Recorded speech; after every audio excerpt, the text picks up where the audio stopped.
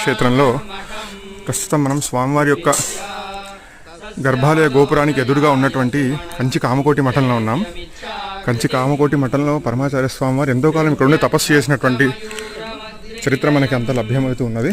పరమాచార్య స్వామివారు వారి యొక్క తపశ్శక్తితోటి అత్యంత పురాతనమైన గుహ్యమైన రహస్యమైన ఏ ధార అయితే మల్లికార్జున స్వామివారి గర్భాలయ శివలింగం యొక్క కింది భాగం నుండి ప్రవహిస్తూ అనాది కాలంగా ప్రవహిస్తూ ఉన్నదో అలాంటి దివ్యమైన ప్రవాహమే సరస్వతీ నది.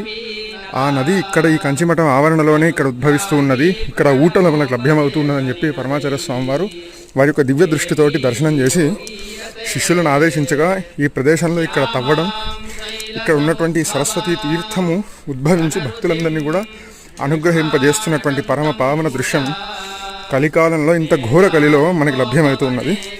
అందరు భక్తులు కూడా ఈ సరస్వతి తీర్థాన్ని మన ఛానల్ సౌజన్యం ద్వారా దర్శనం చేసుకోండి.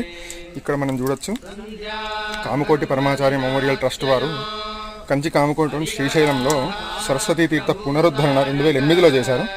అంతకు ముందు కాలంలోనే పరమాచార్య స్వామి వారు ప్రత్యక్షంగా ఇక్కడ ఉన్నటువంటి చేసిన లీలలో భాగంగానే ఇక్కడ సరస్వతీ తీర్థాన్ని గుర్తించారు.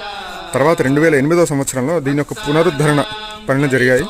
అందరూ కూడా ఈ పరమ పావన దేవదుర్లభమైనటువంటి సరస్వతీ తీర్థాన్ని దర్శనం చేసుకోండి.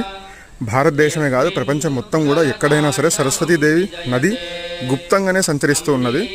కాబట్టి ప్రకటనగా మనకి ఎక్కడా కనిపించదు. కేవలం ఈ కూపంలో మాత్రమే సరస్వతీదేవి పరమాచార్య స్వామి వారి యొక్క తపశక్తి వల్ల, వారి యొక్క దివ్య దృష్టి వల్ల, ఆ మహాదేవుని యొక్క దివ్యమైనటువంటి దయ వల్ల ఈ సరస్వతీ తీర్థం ఘోరకలిలో కూడా మనకి లభ్యమవుతున్నది. ఈసారి శ్రీశైలం వచ్చినప్పుడు భక్తజనులు ఖచ్చితంగా కామకోటి పీఠంలో ఉన్నటువంటి సరస్వతీ తీర్థం దగ్గర వచ్చి ఆ పరమాచార్య స్వామివారి యొక్క కృపకు, ఆ మల్లికార్జున స్వామివారు భ్రమరాంబాదేవి యొక్క కృపకు పాత్రలు అవుతారని మరొకసారి మనవి. సరస్వతీ తీర్థం మహారాణికి జై.